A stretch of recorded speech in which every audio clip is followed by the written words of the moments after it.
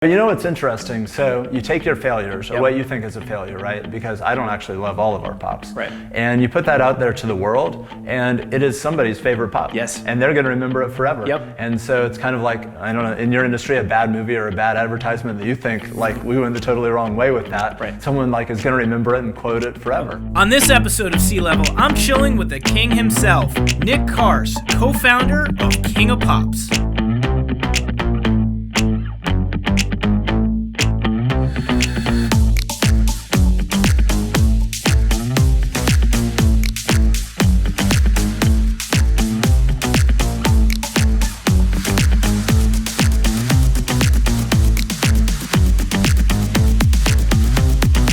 Super excited about this episode because it focuses on a lot of people that they have a career already and they have a business idea and making that decision to actually go after their passion. But for the small people, the small amount of people that don't know who you guys are, tell them a little bit about yourself and King of Pops. Yeah, so King of Pops, we started in 2010. My brother and I started it. Actually, he started it.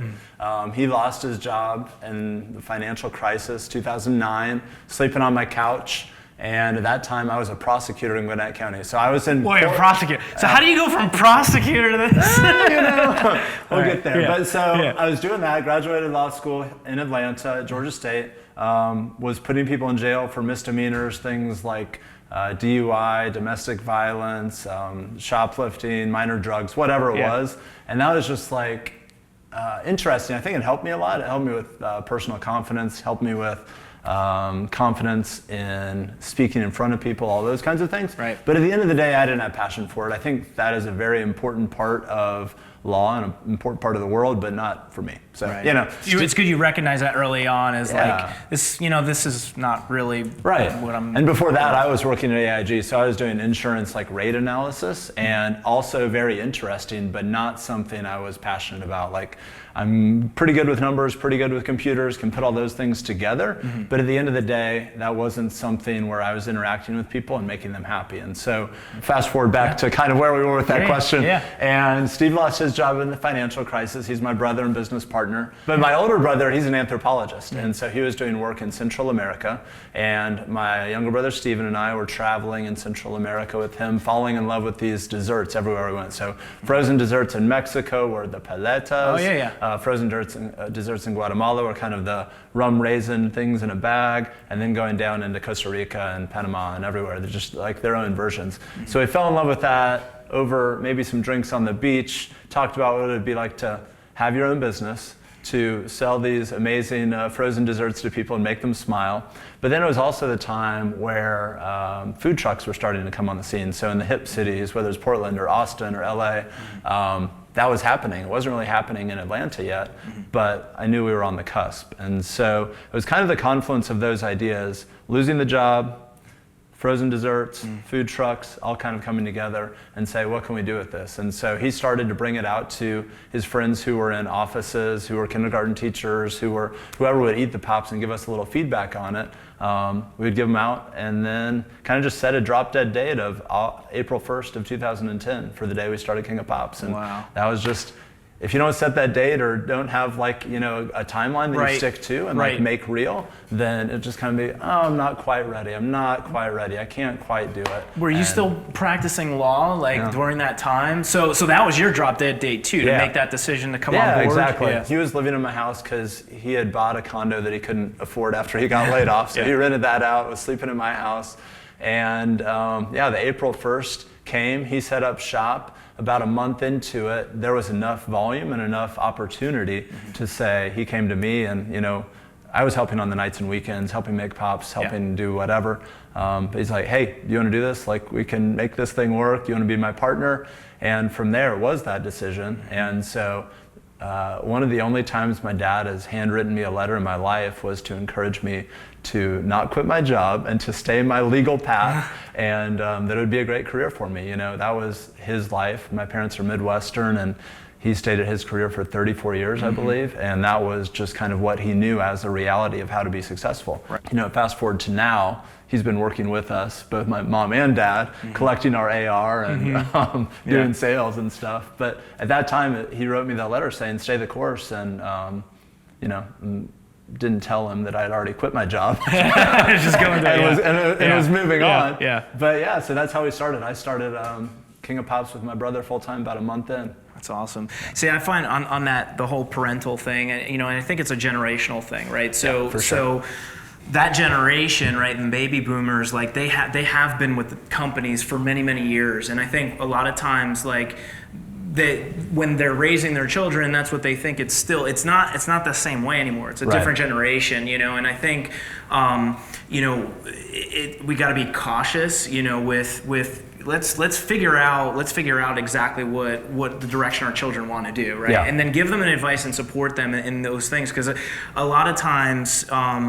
You know, like with you went ahead and did your own thing, Sure. but a lot of times that hinders a lot of young people get stuck. entrepreneurs. Yeah. They get stuck. It hinders a lot of entrepreneurs from actually achieving their dream because it's what the parents impose on them. So bravo for you for actually, you know, taking that step and going out and making it happen. Whether it was confidence or boredom at that point, I'm not sure. But you know, I knew it wasn't where I wanted to be, and I knew in the long run that, you know, those big decisions have to be made somehow. And whether I was going to move to a different part of the law, or whether I was going to move back to like data analysis or move on to whatever else.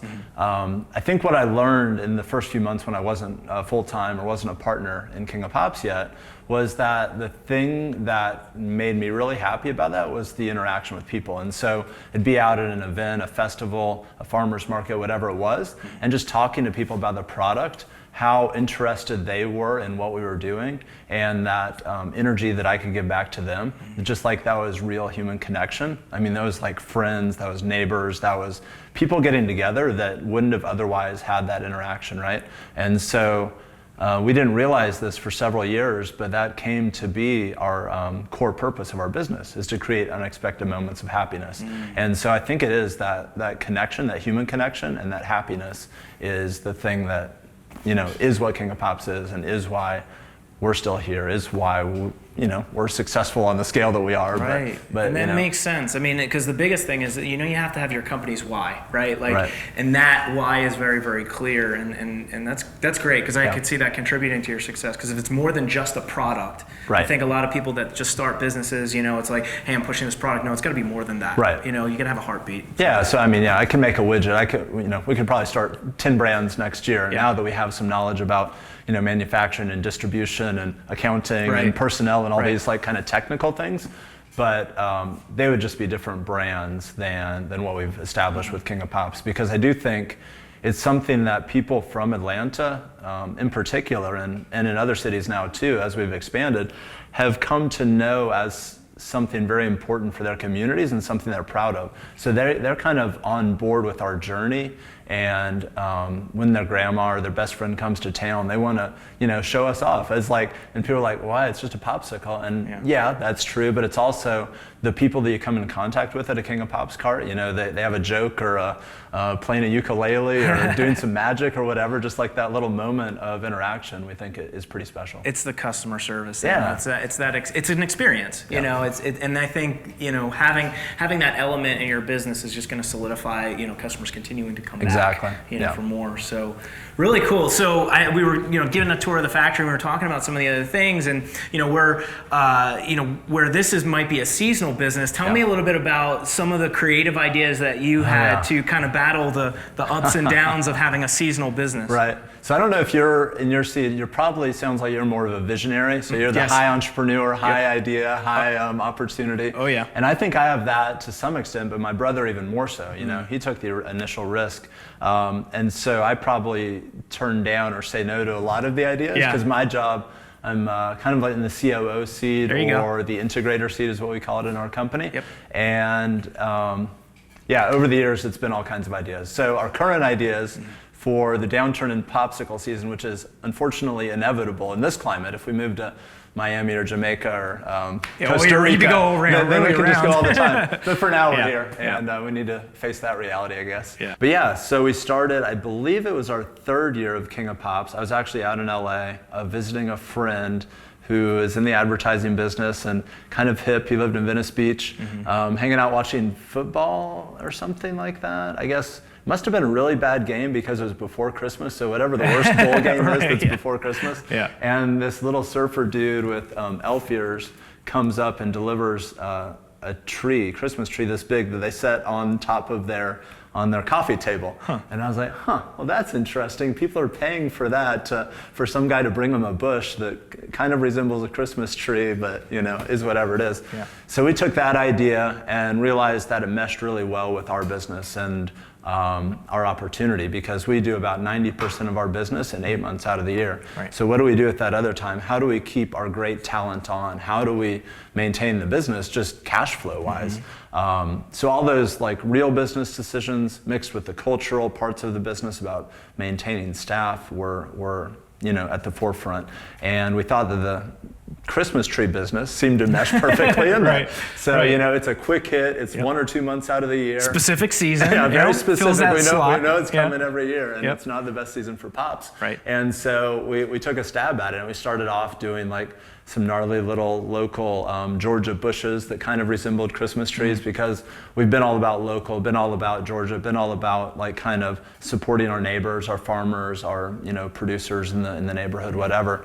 But it turns out those are not the best trees. People don't really connect with them for Christmas. So we went with traditional Fraser firs, sourced from North Carolina, which is now in our wheelhouse of King of Pops, because we have a Charlotte headquarters, and brought those. So we dress up in elf outfits. Just think like Will Ferrell or something, oversized elf, Yep. a Christmas tree on our shoulder, go in and set it up, Awesome. chat with the kids, and sing a Christmas carol or eat some cookies or bring a Christmas list back to Santa or whatever the case might be, Yeah. and go on our merry way. But connects back to the core purpose too of unexpected moments of happiness. And Right. people can plan this Christmas tradition and this little bit of happiness for their kids, or the practicality is for older people too. They can't get out of their house and carry their tree up 2 flights of stairs or whatever. So both ends of the spectrum, it's a great opportunity. Genius. And, That's and, such and a new business idea. It's awesome, and it's cool because like I guess the way you and your brother work, since he's such a visionary, you always need to have somebody that is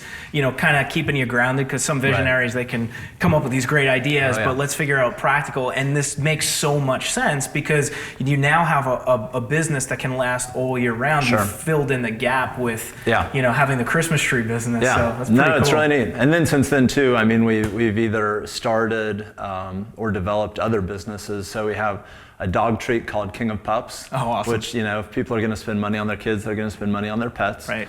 We have King of Crops, which is our farm, which is west of Atlanta. So we're trying to source more and more of our fruit from that farm. It's just a fruit farm, pretty much. One day we'll have events there and open it to the public more for tours and talking about sustainability and composting and why local food matters. And then we have, what else? Perfect 10 distribution, where we distribute not only our own stuff to grocery stores and restaurants and third parties, but also 50 other amazing Southern brands right now, and that number continues to grow. So when you're at Whole Foods or wherever, we bring about 30 brands in Whole Foods that wouldn't have otherwise been there. So it's another way of supporting the community that we're in. Yeah. And also having, as an entrepreneur, you need kind of peers that are also entrepreneurs, that are business owners, that you can bounce ideas off of, that's a safe space because they're facing the same challenges. Right. And I've been part of those groups for a long time, and that's been very helpful. Huge. And one of those is a food manufacturers organization. That's great. It's and it is. It's so important to kind of bounce ideas, because as business owners, you want to make sure you're plugged in. I always say it's lonely at the top, and if you don't surround yourself with other people to help support you, because you're going to run into situations that maybe somebody else already ran into that situation. If you have nobody else, probably. So if you don't have somebody to bounce this stuff off of, it's going to be difficult to try to figure it out on your own. Someone might be able to help you with that. So it is amazing. I think those peer groups are very valuable for anybody, but especially as leaders of companies or leaders of departments or leaders of your own life, I guess. So going back into a little bit of the product, so like I'm just curious, like how do you come up with some of the concepts? Like how do you come up with some of the flavors? Like well, we get a lot of recommendations from our fans, so everybody's got an idea, right? And I think that they're the first one that ever thought of it, which sometimes they are, but sometimes we made it like for the past 5 years. You know, just saying. So that's one way. People are always giving us recommendations, what they like, what they've seen, what they want to try. But then we are just a very creative organization overall, and it's not one person's job to come up with the flavors, it's everybody's job, right? We have someone who's in charge of sourcing and innovation, and kind of we bounce ideas off of him regularly. He's a culinary chef trained background. But you know, whenever you're out in the world, you're always interacting with food, right? I mean, it's something we all know, something we all love, whether it's desserts, whether it's cocktails, whether it's just, I don't know, something that you don't expect in ice cream, that can be translated into a frozen dessert, amazingly enough. So we have savory ones, we have sweet ones. And so whether traveling to a foreign country, Japan, Australia, India, wherever, or whether it's, you know, down the block and you have a great cocktail at, you know, a craft cocktail in Roswell. Just make a good popsicle. Or wherever you are. It's really amazing because, we do that. And now with the expansion into kind of the bar business or the counter serve business, we have these shops that kind of blend the idea of an ice cream shop with a bar. We're doing pops, we're doing boozy slushies, we're doing pop tails. Oh, that's great. And that all kind of like interacts along the same wavelengths of the brand and of kind of the culinary direction we go. That's awesome. So I know a lot of people like probably ask like, all right, what's your favorite pop? I want to hear, what was the failure? What was the flavor that did not work out? Yeah, we did some goat cheese pops with fig and goat cheese, and a little too much goat cheese, I think, a little stinky in there. We've done a grapefruit and star anise that I remember being fairly bad. We've done, oh man, there was one really bad one. We've done ones with like lemon balm that have been pretty bad, but I can't think of the one that it's an herb that's a very pungent herb, very particular flavor. And some of them aren't good. But you know what's interesting? So you take your failures, or what you think is a failure, right? Because I don't actually love all of our pops. And you put that out there to the world, and it is somebody's favorite pop. And they're going to remember it forever. And so it's kind of like, I don't know, in your industry, a bad movie or a bad advertisement that you think, like, we went the totally wrong way with that. Someone like is going to remember it and quote it forever. There's a market for everybody. That's what I find out. And it's cool because, you know, a lot of times like we'll develop new things and new ideas, and it's like, hey, let's just put it out there because the market's always going to tell you what they like. You know, so sometimes like, you know, it might not be our personal favorite, you know, movie, or it might not be your personal favorite flavor, but there's somebody else out there that actually would like it. And they'll remember it and tell their friends and say, hey, this was an amazing, very different experience than like going in and getting a grape or a cherry or a chocolate pop, which we do too. And we do it at an elevated level, but it's not what, I don't think those are the brand building pops. And if you're trying to build a brand, it's very difficult to build one based on a commoditized like widget, service, whatever it is. And so you have to distinguish yourself. And so the way we think about that is we kind of have a flavor pyramid where we know at the bottom of that pyramid is you know, the standards that everybody's going to like, everyone's going to expect and establish. So strawberry lemonade is down there. For us, it's chocolate sea salt, which we've had since day one. It might not be a standard chocolate, but it's one that people know and love with our brand. And then the next step is kind of our foodie level, where, you know, you have things like banana pudding, where maybe not expected in a popsicle form, but, you know, it's a thing that people know. And then at the top you have, you know, like spicy pops or sour or savory or something like that, or just like a really interesting sourcing. So that's kind of how we think of it in that pyramid sense, and I think that has helped us define what our brand is and It's almost like the food pyramid, right? You got your popsicle pyramid. That's awesome. Yeah. I don't know, what's at the top of the food pyramid? Fats or something? I don't know. Fats and sugar. Something like that. Whatever. So your ingredients. Yeah. So how do you source your ingredients? Is it local? Is that what you were talking about? Yeah, so I mean, our goal right now is to source from our own farm as much as possible. So King of Crops, it's a pretty immature farm, and as you probably know, fruit trees or orchard takes a long time to develop. So there may be 2 or 3 years into a 5-year maturity, and then after that we'll be able to get some. Even once those are mature though, that'll probably only make up 5% of the fruit that we need. And so we do partner with farmers in the South. And right now we're in Atlanta, Charleston, Charlotte, Nashville, and Richmond. So our South is comprised of 6 states. So Georgia, Carolinas, Virginia, Tennessee, and Alabama. So we're sourcing from those states pretty much exclusively. There are some things that for obvious reasons just don't grow, like bananas or cacao. Be a little hard to grow in Georgia. So a lot of those things, pineapple, whatever. If we want to make something with those flavors, which we do, then we can't source from within the states. But all of our blueberries come from a farm down near Macon. All of our peaches come from the Georgia-South Carolina line because we don't want to make that choice on who has the better peaches. Our raspberries come from Virginia. So we try to get stuff from our local area whenever we can. So what's the vision for the company now? Like where are you guys now, and what's the vision? What's the future? Right. So we defined our vision actually. We went to Zingerman's. I'm not sure if you're familiar with that company. So they're in Ann Arbor. They started off as a deli, and they've grown into a family of businesses that includes that deli, which is a pretty big deli. I mean, it's probably like a $20 million a year restaurant. And then they have a bakery, a creamery, a roastery, a training business, mail order business, all these things. And so Ari Weinsweig is the CEO there, and he's written a lot about entrepreneurship, about business, about leadership, about culture, all those kinds of things, and have kind of looked up to the way they've run their businesses. So we've gone up there for training a few times with our leadership group, and the first one we went to was about visioning. And so I believe in 2015, we wrote a vision for 2030, so 15 years out. And at that point, we wrote in that vision, and this is something we still believe, is that we're a Southern company. We aren't here because we think it's the best place for our business necessarily, but it's our home, it's our community, it's the people that we want to support, it's the neighborhoods that we want to develop and employ from.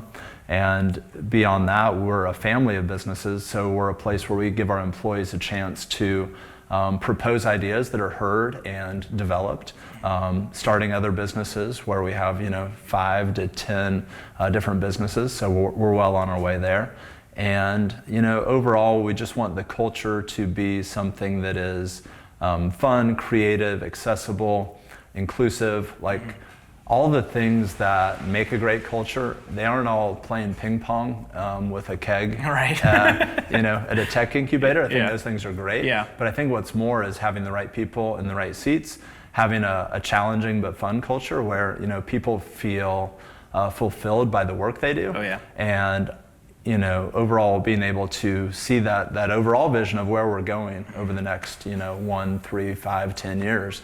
And we're a growth-oriented company that focused on pops, focused on creating new businesses and new opportunities, and staying in the South. That's awesome. We have very similar models when it comes to employees, because we have that open, I like to hear ideas from everybody, because that's how I believe that products get better, right? Is sure. You don't always just close it off and just say, okay, this is the way it's going to be, and that's it, right? Yeah. If you open that up, it's even like movie productions, right? It's a collaborative of a bunch of people, Sure. right? Given all their skills and expertise, right? But when it comes to product development or starting businesses, or somebody may have a good idea and it's like, hey, you know what if we did it this way? Oh, great. Right. What if we did it this way? And then it just builds on it. And now you've got a whole nother product you never even thought you would have, had it not been building a good culture like that. Yeah, for sure. I mean, collaboration is huge. And so if you don't have that, you're shouldering that full weight of responsibility of what is the next step as a leader. And that's both stressful and unproductive, Yeah, I think. right. And it'll be the end of the business. Well, you took it to the amazing. next level because like now you've actually opened up a lot of your R&D to even the people that are enjoying your product. Yeah. Hey, what flavors would you guys like to see? So now you've actually got like that client, customer engagement to where they got their buy-in, but it's like, hey, maybe I'll get my own flavor made, and we do it too. So in this room, we do pop tours. Okay. And so we bring in our pop royalty members, which are kind of like our super fans. And actually in this machine right here behind me, this is the very first pop machine we had that was plugged into the dryer outlet in my house because that's the only 220 volt power in the house, which is pretty crazy.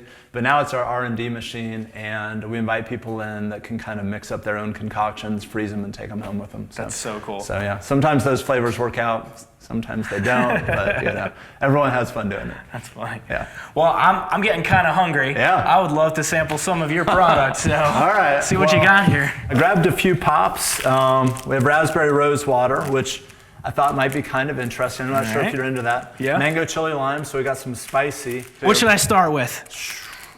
I'd start with mango chili lime. So this is what we call the pop and twist. This is the way we serve our pops. Oh, there's like a whole thing to it. Drip catcher. Awesome. Love it. Here, I'll give you this one. Handle all in one. You want to try one with me? Oh yeah. I'm gonna go for raspberry rose since I have it here. All right. Cheers. Yeah. Cheers. Oh, this is good. What do you think? Oh yeah, it's good. Yeah. So that one's cool. It's got a little spice on it. Yeah. The chilies, we went through about 8 or 10 different varieties of chilies. And those are Japones chilies that we finally decided on, which I'm not sure if you've heard of or not, but we thought it complemented the mango well, and then it kind of all comes together. Yeah, like a little heat, sweet to it. It's really good. Yeah, kind of like a spicy mango margarita almost, or something like that. Yeah, so I like it. Going back to the pop tail idea or the bar idea, we always do think about multiple uses for the products, and so putting that into a drink, what does that drink look like around it? How does it add flavor and play with the alcohol and the different development? So amazing. It's really good. So if you were to give one piece of advice to somebody that wants to start their own business, say they're employed and they want to make that step, what would be that one piece of leadership advice you would give? Well, I think it goes back to kind of how I started. It's setting that date, setting a target, and knowing that you're going to do it. I mean, there's a million reasons not to do something, right? And there's a million people that'll tell you that, your idea isn't fully fleshed out, or you don't have the financial backing, or you don't know what you're going to do because you don't know how to do it, or don't have that checklist. But I think you just got to believe and take that first step. And once you take the first step, the second, third, fourth, fifth, 100,000th, whatever step is just gets so much easier. And so when we started this business, had no idea how to get a business license, how to pay payroll tax, how to even hire somebody. Like, what do I actually do to hire somebody to come and work with me? Nobody tells you this. There's no class that I'm aware of, maybe there is, but there's just no teacher for those kind of like real world things. And no matter how real it is, if you believe that you want something bad enough, you'll figure out how you need to do it. And that's not to say we haven't got our asses kicked a few times too, Right. I mean, whether it's around hiring the wrong people that led us down the wrong road that ended up in massive fines or being stolen from, or even the pops, like the food safety aspect of the pop in the beginning wasn't as important as it is now. Right. And with that one, you're dealing with people's like health, and so that's real and really serious. And so it's something become something we didn't know when we started, but you can't know everything. And I think that's the point right there, is like a lot of people don't get started because they think they need to know everything. Right. And being an entrepreneur is about an experience and a journey, and you don't need to know everything. You can't. You can't. It's not possible. You're going to learn through the ups and downs. Yeah. So, wonderful story, amazing product. Yeah. Thank you so much. I really appreciate having you on. Cheers. Really Thanks good. for coming out. Thanks. Great combo, and I'm excited to keep going and see where you end up and see where we end up, and I'm sure we'll cross paths again soon. Awesome. Yeah. Hey guys, thanks for tuning into the episode. If you guys enjoyed it, show some love, give me a thumbs up, and subscribe. Also, make sure you check out our exclusive CLevel group on Facebook.